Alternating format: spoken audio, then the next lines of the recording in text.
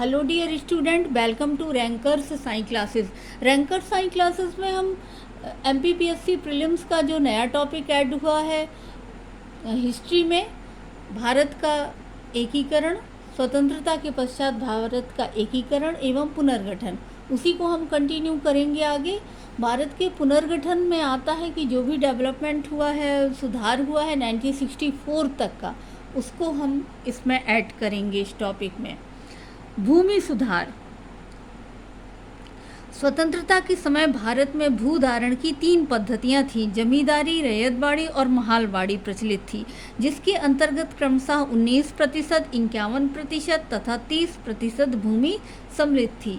जमींदारी व्यवस्था 1793 में Lord Cornwallis द्वारा आरंभ की गई।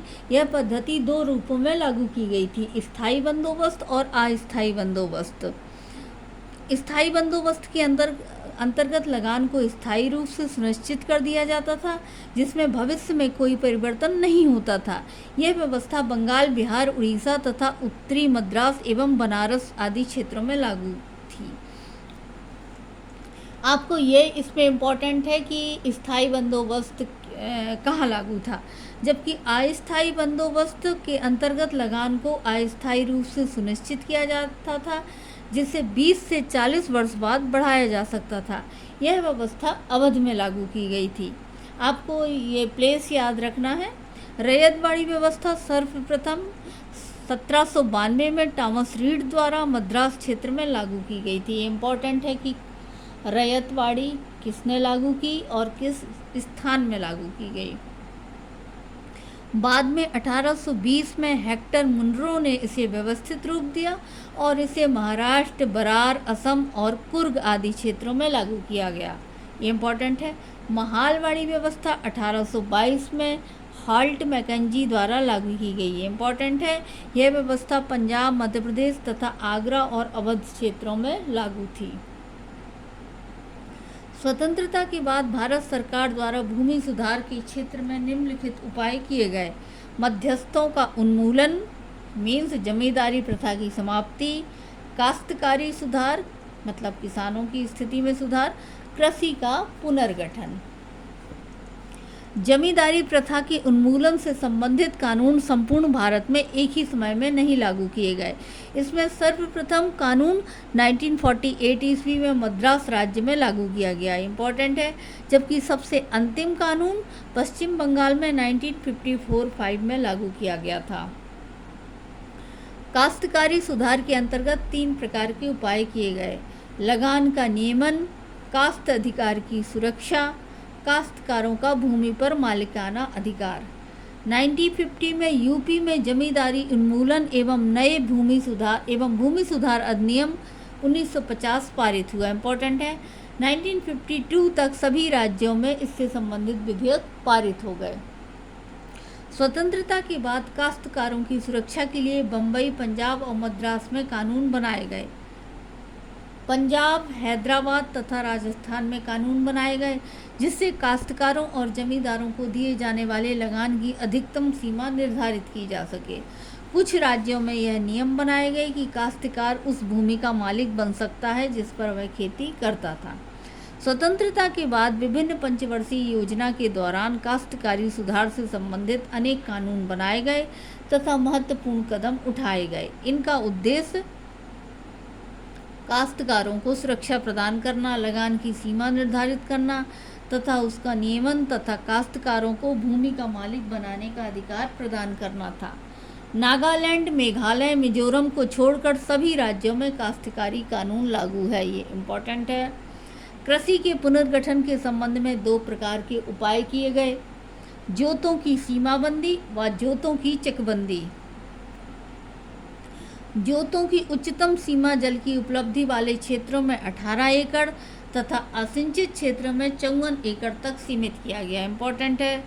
जोत के उपविभाजन और उपविखंडन की समस्या के समाधान के लिए चकबंदी व्यवस्था को लागू किया गया। भारत में सबसे पहले चकबंदी 1920 में बड़ौदा में लागू की गई थी। भारत में हरित क्रांति का आरंभ 1966 में हुआ, जिसका श्रेय डॉक्टर नॉर्मन बोरलॉग तथा डॉक्टर एम एस स्वामीनाथन को है। भारत में हरित क्रांति का आधार गेहूं को माना जाता है। भारत में सहकारी आंदोलन की स्थापना 1904 में एक अंग्रेज अधिकारी फ्रेडरिक निकलसन द्वारा मद्रास में प्रथम सहकारी ऋण समिति की स्थापना किए जाने के साथ हुआ। ये बहुत ही इम्पोर्टेंट फैक्ट है एग्जाम के पर्पज से। भारत में सहकारिता को प्रारंभ करने और उसकी सफलताओं की जांच पड़ताल करने के लिए 1901 में एडवर्ड लॉ की अध्यक्षता में एक समिति बनाई गई, जिसकी सिफारिशों के आधार पर सहकारी साख अधिनियम 1904 पारित किया गया। शिक्षा। स्वतंत्रता के बाद भारत में शिक्षा के क्षेत्र में भी गुणात्मक सुधार हुए। 1949 में उच्च शिक्षा के क्षेत्र में सुधार लाने के लिए डॉक्टर सर्वपल्ली राधाकृष्णन की अध्यक्षता में एक भारतीय विश्वविद्यालय शिक्षा कमीशन नियुक्त किया गया। इसी आयोग की सिफारिश पर 1953 में विश्वविद्यालय अनुदान आयोग यूजीसी की स्थापना की गई। 1956 में यूजीसी अनुदान आयोग अधिनियम बना। 1956 में एक्ट बना, ये 56 में। 1952 में माध्यमिक शिक्षा के क्षेत्र में सुधार लाने के लिए मुदालियर आयोग इम्पोर्टेंट है की स्थापना की गई। 1964 में डॉक्टर जीएस कोठारी की अध्यक्षता में कोठारी शिक्षा आयोग गठित किया गया और इसी आयोग की सिफारिश पर 1968 में राष्ट्रीय शिक्षा नीति तैयार की गई, जो धनाभाव और इच्छा शक्ति के अभाव के कारण जाकर मई 1986 में लागू की गई। स्कूली शिक्षा में गुणात्मक सुधार लाने के लिए 1961 में राष्ट्रीय शैक्षिक प्रशिक्षण एवं अनुसंधान परिषद मीन्स NCERT की स्थापना की गई। स्वतंत्रता के पश्चात भारत सरकार ने भाषा संबंधी विवाद को सुलझाने के लिए 1955 में श्री BG खेयर की अध्यक्षता में एक राजभाषा आयोग गठित किया गया। ये सभी फैक्ट्स एग्जाम पर्पज से बहुत ही इम्पोर्टेंट है। क्योंकि ये नया टॉपिक ऐड हुआ है, इसलिए इससे क्वेश्चंस जरूर आएंगे। राजभाषा आयोग ने सरकार को अपना प्रतिवेदन 1956 में प्रस्तुत किया, जो संसद के समक्ष 1957 में रखा गया। इस आयोग ने सिफारिश की कि संविधान के प्रारंभ से 15 वर्ष की अवधि तक शासकीय प्रयोजनों के लिए अंग्रेजी भाषा का प्रयोग किया जाता रहेगा। तत्पश्चात हिंदी को राजभाषा का दर्जा देकर शासकीय प्रयोजन में उसका प्रयोग किया जाएगा। इसी आयोग की सिफारिश पर 1963 में राजभाषा अधिनियम 1963 बना। अब इसको आगे नेक्स्ट क्लास में कंटिन्यू करेंगे। Thank you.